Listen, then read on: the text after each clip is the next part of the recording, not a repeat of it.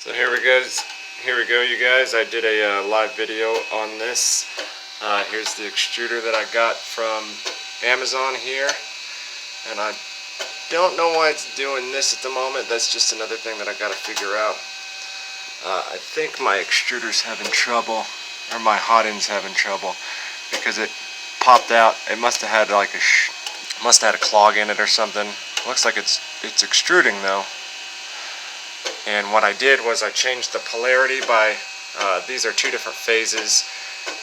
Your blue and your red are together as a phase, and your black and green are together as a phase. And all you got to do is change two wires. That's it. Of either phase, any one that you wanted to. So I opted to change the red and blue, and it changed the polarity here. And this is making this noise because at some point in here it's jamming. I'm going to just see it if it does that. Let's stop on that. I'm going to see if it continues to do that. Maybe tighten this down a bit, or no, we'll loosen that up a little bit.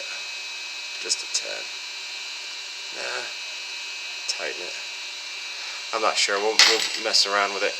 I also shortened the tube here, like I showed you guys in the live video feed. The tube is much shorter. Basically I just stretched it out, seeing how far the tube would go maximum. So what I'm going to do is, all I'm going to do is go in here, and all I want to do is see if it still does that when it's printing, or if it's just pushing too much in at the moment. It might be my hot end. It's a brand new hot end that I put in, and it looked like it had a clog, because you can see all the sprinkle here. It pushed out like a big glob. And see, when I changed all this out and I shortened the tube, there was still some plastic in here, so I just unscrewed this part, pulled it out, pulled the plastic out of it what I could, and then pushed plastic down in on top of it. So I'm pretty sure I caused a clog, and we'll see. But it's working with that extruder now from Amazon. I'll put a link in the description. Polarity's going correctly. The tube's smaller, and we'll see how she prints. I like it on the top anyways a lot more than I liked it on the side.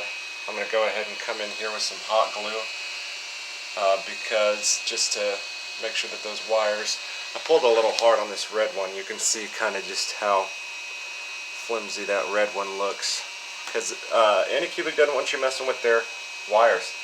Every single one of these connections is hot glued or super glued or something. They've all got a ton of glue, and I had to take a razor blade and go in there and really get out as much glue as I could, and there was still glue on the inside, so I had to go all in it and pull real hard, and finally got the polarity changed.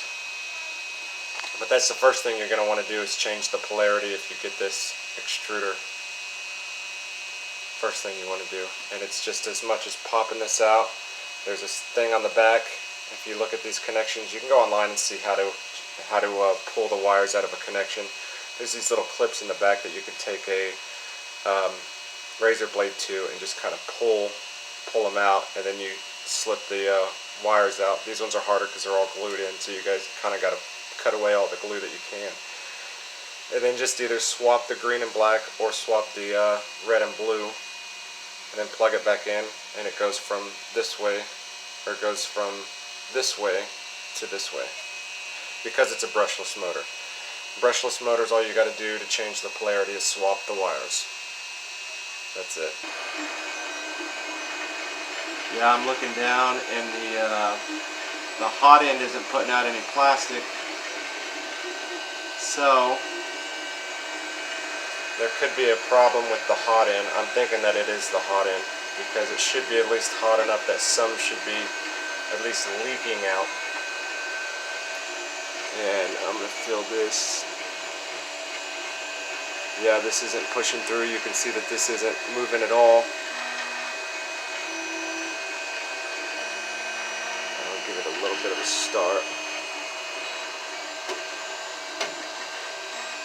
And you can see that it's fighting. So it's extruding perfectly fine. The reason it's doing this is because of the hot end. So I'm going to have to go into the hot end and figure out why the hot end is screwed up.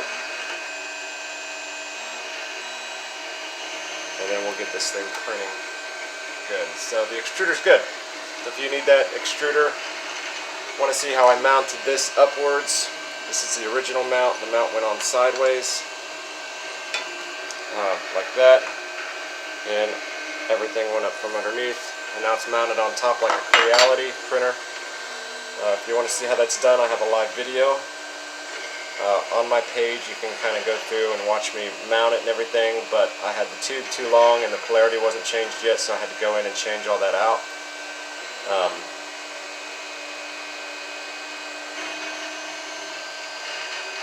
Yeah, it is still just, I mean, it should be extruding, it's just not because of the hot end. I'm going to take a thermometer to that, a thermostat, and see why that's not printing. You can see here how bad that is. That's the hot end.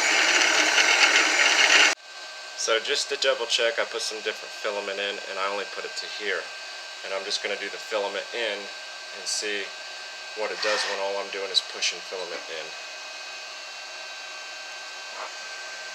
Yeah, see, it's extruding perfectly. You can see the filament moving. It's extruding perfectly. Nothing wrong with it at all.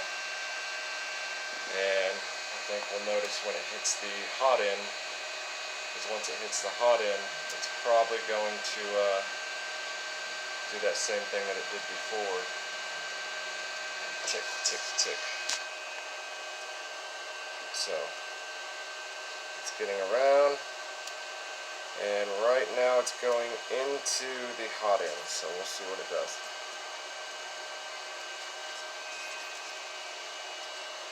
I should probably lift this up a bit.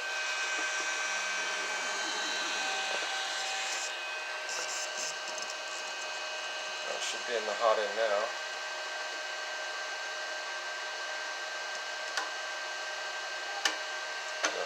Now you can see when it reaches the hot end, you can see how the hot end's going. It's all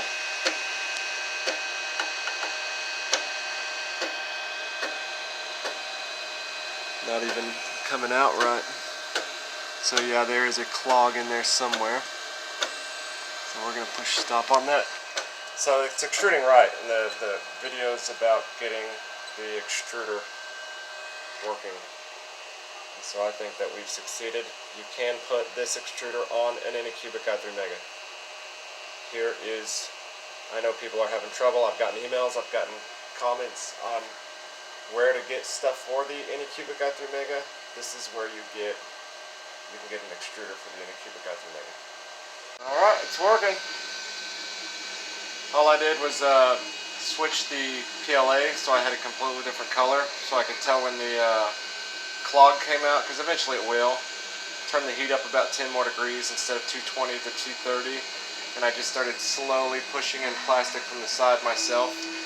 And once that tiny glob of white plastic came out from the other PLA, I stopped, and then I switched it back over, or I put the printer back to where I print from, and reheated it, reset everything, blah blah blah, and started printing again. That's the extruder. I'll leave a link in the description, and I'll link to the live video of me putting it in the description. You guys can see that it works perfectly for the Anycubic i3 Mega.